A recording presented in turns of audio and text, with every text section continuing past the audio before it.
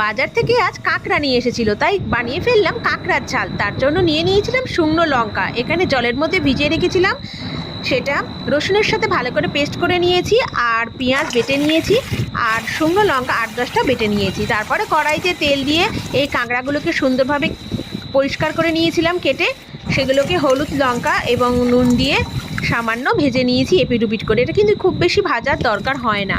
তারপরে সেই তেলের মধ্যে আলু ডুমো ডুমো করে কেটে রেখেছিলাম, সেটা ভালো করে ভেজে নিলাম। তারপরে পেঁয়াজ বাটাগুলোকে দিয়ে ভালো করে ভেজে নিয়ে তার মধ্যে আলু দিয়ে দিয়েছি, দিয়ে ভালো করে এদিক ওদিক করে নাড়াচাড়া করে নিয়েছি। নিয়ে পেস্টগুলোকে একে একে দিয়ে দেব, আর আদা বাটাও দিয়ে দেব, জিরে গুঁড়ো আর ধনে গুঁড়ো সবগুলোই দিয়ে দেব, কাঁচা লঙ্কা বেটে রেখেছিলাম সেটাও দিয়ে দেব, দিয়ে ভালো করে কষতে থাকবো।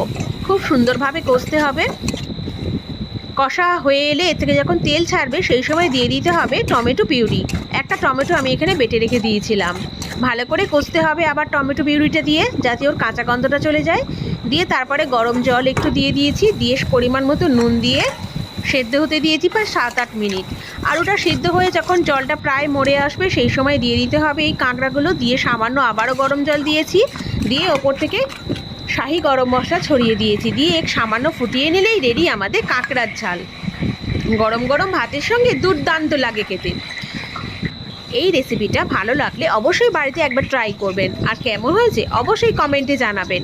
রেসিপিটা ভালো লাগলে অবশ্যই চ্যানেলটা সাবস্ক্রাইব করে পাশে থাকার অনুরোধ রইল। Thank you.